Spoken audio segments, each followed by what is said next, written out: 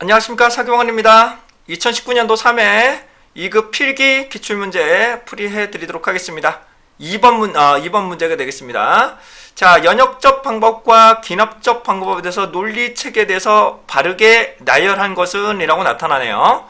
자, 여기서 중요한 우선 바르게입니다. 바르게 나열한 것인데요. 우선 연역법과 기납법 이렇게 나오시는데, 우선은 연역법이 무엇인지 귀납법이 무엇인지를 간단하게 이론적인 부분 설명드리고 문제를 풀어봐 드리도록 하겠습니다. 과학적 조수의 논리적인 방법은 크게 연역법과 기납법으로 구분될 수 있는데요. 우선 연역법이라는 것은 원인으로부터 시작을 합니다. 자, 원인으로부터 시작해서 관련한 자료를 수집한 다음에 결과를 도출하는 것이 연역법이 되겠습니다. 자, 두 번째로는 기납법은 결과로부터 원인, 결론을 도출하는 것이 기납법이 되는데요. 우선적으로 연역법 다시 설명을 드리면 이론으로부터 시작을 합니다. 이론으로부터 시작을 해서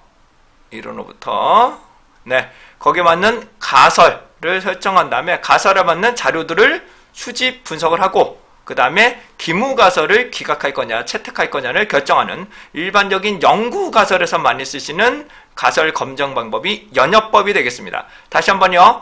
일반적인 이론으로부터 시작을 해서 해당하는 가설을 설정하고 자료 수집 및 분석을 한 뒤 그다음에 가설 검정을 하는 방법이 연역법 방법이 됩니다. 이에 반해서 귀납법이라는 것은 결과로부터 원인 그리고 결론을 도출하는데, 일반적으로 관찰을 통해서 이미 알려져 있는 결과로부터 공통 요인을 발굴해서 최종적인 결론을 도출하는 것을 우리는 귀납법이라고 합니다. 이런 귀납법은 탐색적 연구, 기존에 알려져 있는 자료를 기반으로 추출해서 공통적인 요인들을 발굴해서 이게 결론이다라고 도출하는 탐색적 연구에서 일반적으로 많이 쓰는 방법이 귀납법이 되겠습니다.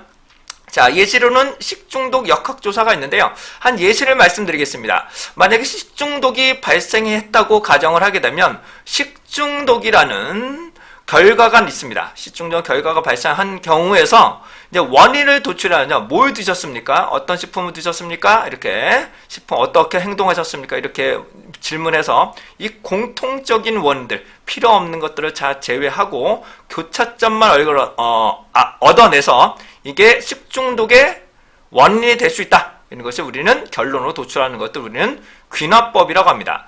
이렇게 연역법과 귀납법은 상호 보완적으로 쓰시게 된다면 보다 과학적인 방법에서 논리적으로 좀 더 체계성이나 부분의 완성도가 상당히 높을 것으로 보여집니다. 근데 일반적인 연구 방법은 연역법을 많이 쓰고요. 그 다음에 결과로부터 이미 알려진 자료를 통해서 조사를 하는 탐색적 연구에서 많이 쓰는 방법은 귀납법을 보실 수가 있게 되겠습니다. 그렇다면 응답 보기를 실제적으로 보시면서 문제를 구체적으로 풀이해 드리도록 하겠습니다.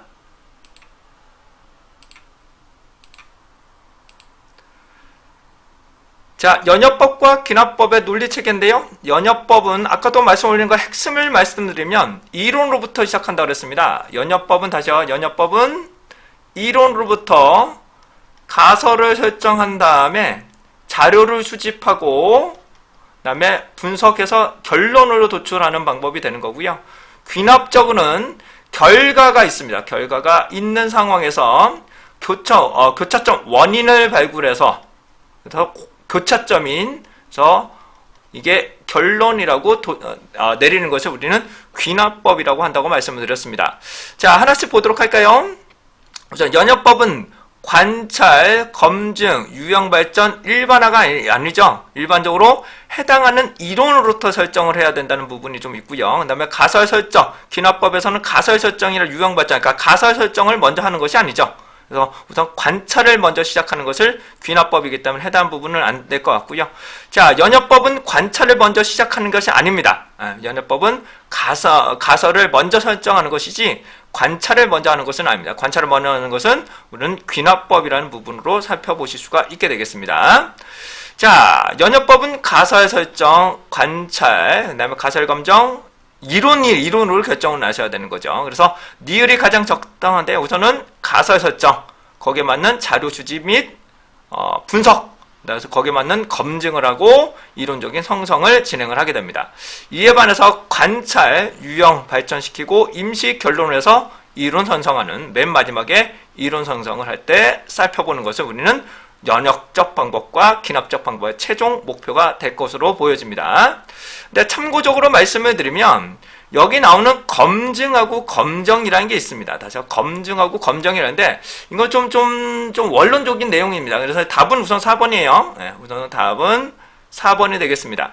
근데 검증하고 검정에 대해서는 간단하게만 설명을 드릴 건데 검증이라는 것은 증명만 하면 됩니다. 증명만 하는 것이고요. 검정은 판정하는 것을 우리는 검정이라고 하죠. 그래서 우리는 통계적으로는 검정을 해야 됩니다. 통계적으로는 검정을 하는 거고 검증은 확인 작업만 하면 되는 겁니다. 그래서 우리는 검증된 자료를 기반으로 검정하는 것이 통계적 데이터의 가장 큰 목적이 되겠습니다. 근데 우리는 통계적, 즉 양적인 자료만 하는 것이 아니라 이제 질적인 자료로도 복합적인 분석을 하는 시대가 도래했기 때문에 우리는 검증과 검정을 복합적으로 사용하는 방법을 사용하실 수 있습니다. 근데 통계적으로는 가설 검정입니다. 통계적으로는 가설 검증이 아니에요. 왜냐하면 해당하는 임계치를 결정해서 포함할 거냐 벗어날 거냐를 결정하기 때문에 해당하는 우리는 통계적으로는 가설 검정입니다. 가설 검정.